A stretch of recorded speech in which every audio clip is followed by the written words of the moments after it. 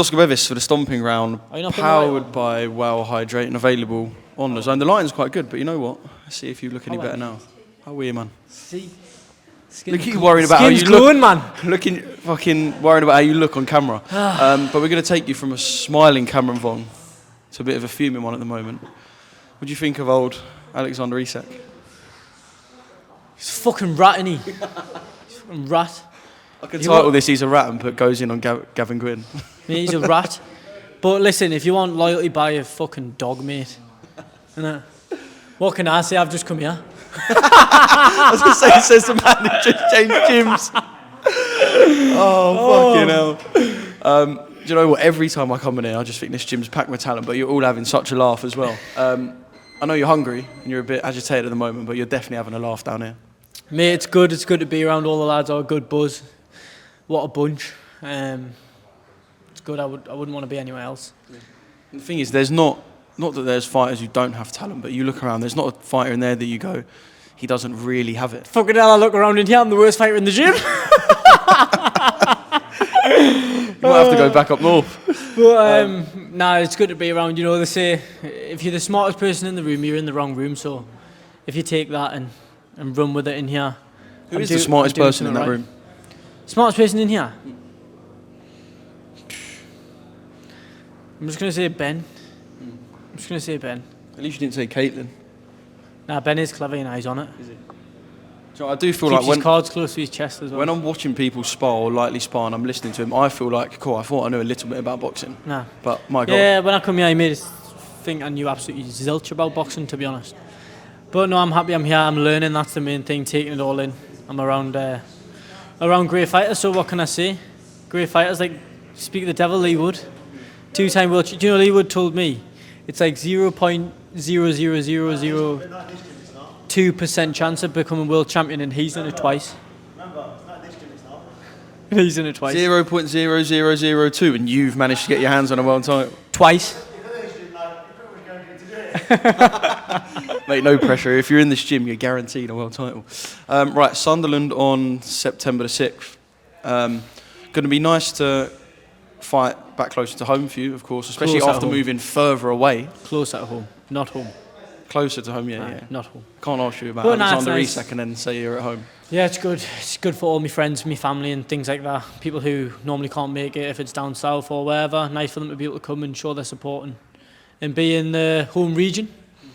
I spoke to Ben about it and I said, look, I know there's been the Gavin Gwyn stuff, but the focus will be obviously for you first now on September the 6th. And he was like, it is quite hard, if you're being honest, to spike Cameron's interest because it's not going to be the level of opposition that you're going to get with a Gavin Gwyn or even Jordan Flynn, guys you fought. So can it be, if you're being honest, quite hard sometimes when you might not even have an opponent announced yet and it's not someone who you know is going to be on your level? Yeah, it is hard because, to be honest, I just want to get in and smash Gavin Gwyn. I think, I just want to get it done now. And I don't think he's a bad person. I actually quite like him. He's a good person, but he wants to fight. I want to fight. He thinks he won. I think I won.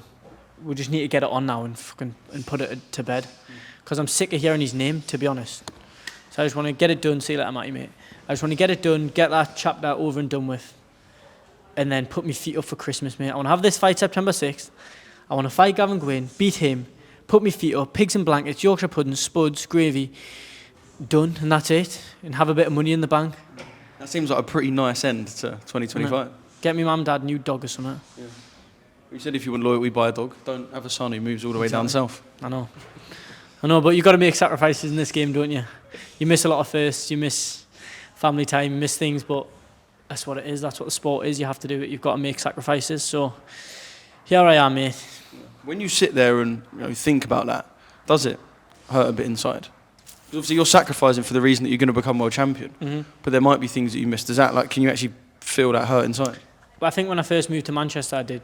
It hit us hard a lot. Something I really struggled with was being away from home. I never took up the opportunity to go in GB and travel and really be away from home. So it was hard, to be honest, to settle in. And then I think what made it easier was meeting Jack and that. And obviously being around him every day was like, it's surely started to be a home from home. And then without you realising, you get used to it. And then I come down here and I'm sound. So it doesn't really affect us too much. saying that, like, I go home every weekend, but... Do you know, I was with Jack the other day when Dave had a media day, and he did say to me, I really do miss Cameron. Yeah, he rang us yesterday to say that Riley's daughter had called her pet lizard Cameron, and I thought, I don't know if it's a compliment or what, but yeah, that's nice.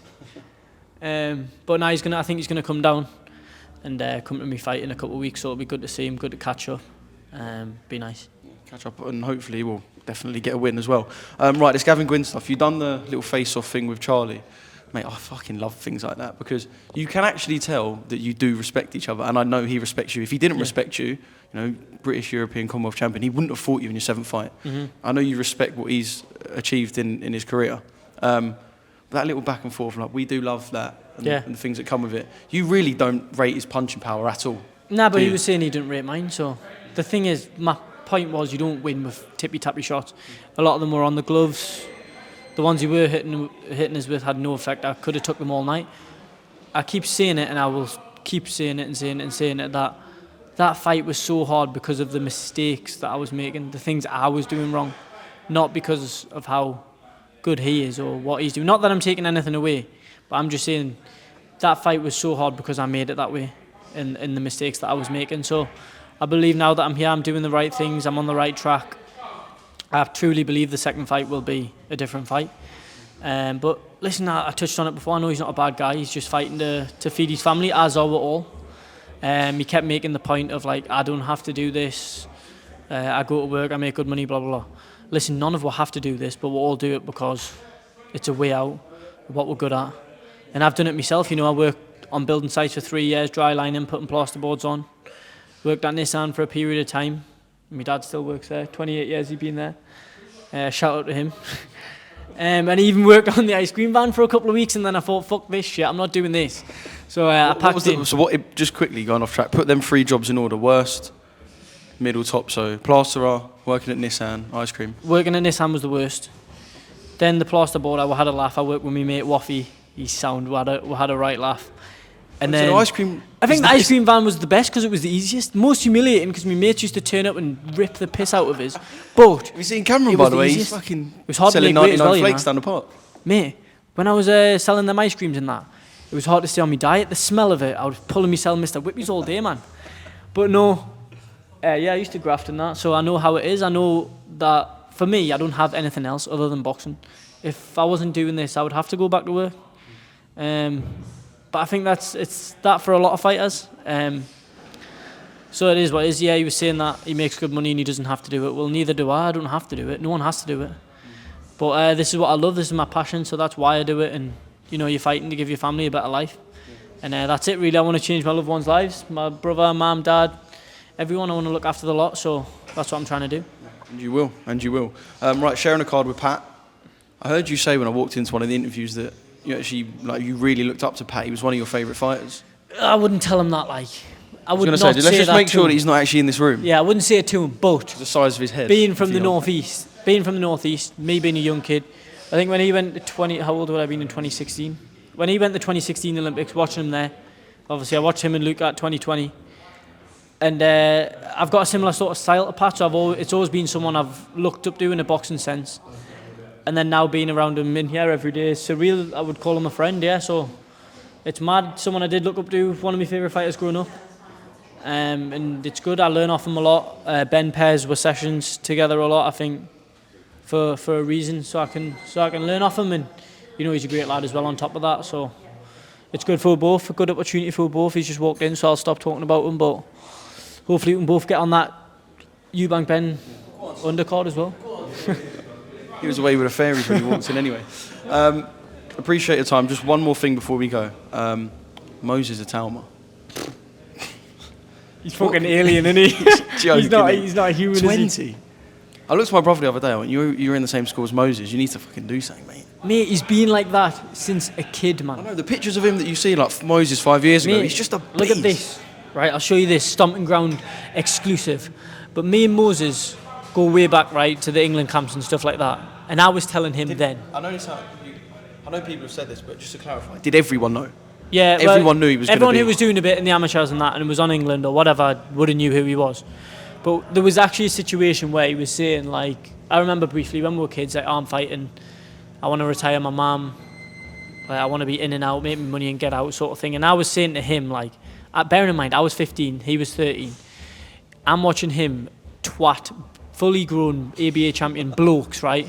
I'm having life and deaths with kids my own age. And I thought, this kid's an alien, and he's on about not enjoying boxing and having a bad head after spars and stuff like that. And I said to him, and if you ask him, he'll tell you, I said to him, mate, if there's anyone that's going to make it on this England camp, and there was me, Junaid Boston, Adam Azim, great fighters, young talent on the cards, on the England camps. And I said to him, if there's anyone that's guaranteed to make it, it's you.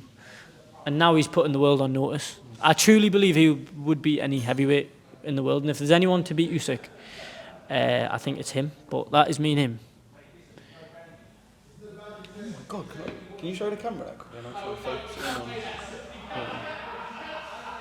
And how old's he there? He's 13 there, and I'm 15.